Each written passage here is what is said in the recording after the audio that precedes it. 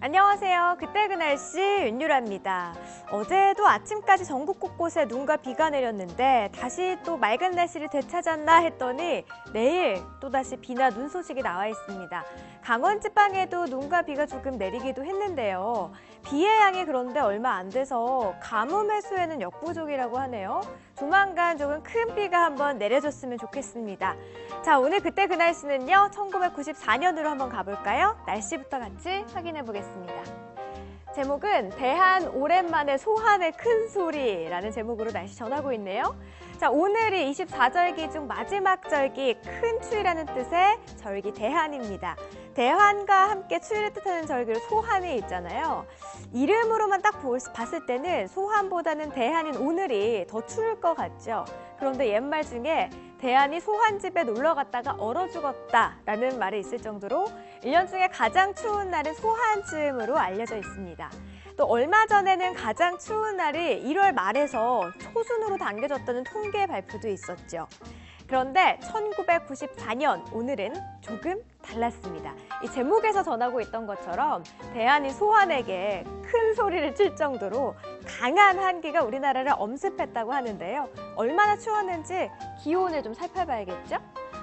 자, 보니까 대부분 영하 10도 아래까지 떨어졌습니다. 서울이 영하 10도, 춘천 같은 경우에는 영하 13도까지 뚝 떨어질 것으로 보고 있었고 남부지방도 큰 추위와 함께 하루를 시작했습니다. 그나마 낮에는 아침보다는 좀 기온이 많이 올랐는데 서울 0도를 비롯해서 춘천 0도, 강릉은 3도 정도 보였던 것 같네요. 이렇게 됐을 때 일교차가 참 컸을 것 같은데요.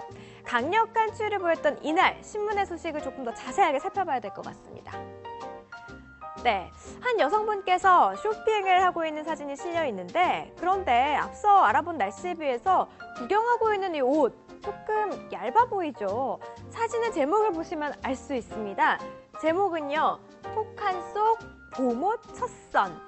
네, 지난 19일 전국이 영하권에 드는 얼어붙는 날씨를 보인 가운데 시내 각 백화점에서는요 벌써부터 봄을 준비하는 옷이 이렇게 진열이 되면서 손님들의 눈길을 끌고 있다라는 소식입니다. 이런 말이 있어요. 멋쟁이는 겨울에는 얼어 죽고 여름에는 더워 죽는다라는 우스갯소리까지 있는데요. 올해도 벌써 백화점에는 봄옷들로 가득 차 있다고 하네요. 아마도 남은 겨울이 예년보다 포근하고 또 봄이 빨리 찾아온다는 기상청의 예보도 영향을 미친 것 같죠? 네, 그럼 다음 소식 함께 보겠습니다. 네, 제목을 보니까 게임기도 멀티미디어 바람, 미국, 일본 등 첨단 제품 개발 박차.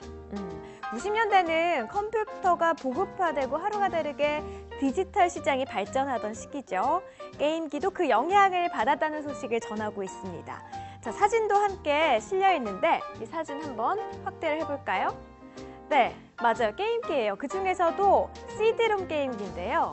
보통 팩 게임기 기억하는 분들 아마 많으실 거예요. TV에 연결을 해서 그 게임의 종류에 따라서 팩을 꽂아서 즐길 수가 있었죠. 저도 오빠가 있어서 잘 알고 있는데 저는 근데 좀 충격적인 기억이 있어요. 게임팩을 오래 쓰다 보면은 이게 인식을 잘 못할 때가 있단 말이에요. 그러면은 게임팩을 이렇게 탁 꺼내서 처음에는 후후 불더니 나중에는 여기다가 침을 발라주고 다시 이렇게 게임기 안으로 집어넣는 겁니다. 아우, 좀 많이 지저분한 기억인데 아무튼 이렇게 하면 또 잘 된다고 하더라고요. 저도 함께 슈퍼마리오 게임 열심히 했던 기억이 나네요. 네, CD롬 게임기는요, 팩게임기의 후속 제품인데요. 마지막 가정용 게임기였습니다. 하지만 다른 게임기들에 밀려서 큰 사랑을 받지는 못했죠. 단종된 지도 오래됐고 요즘 누가 팩게임기를 찾겠느냐고 생각하실 수도 있는데요. 팩게임기가 중고시장에서는 아직도 활발하게 거래되는 물건 중에 하나라고 하네요.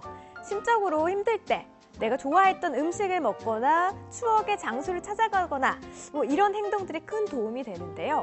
게임기도 그런 의미가 아닐까 싶습니다. 지금까지 그때 그 날씨 윤유라였습니다.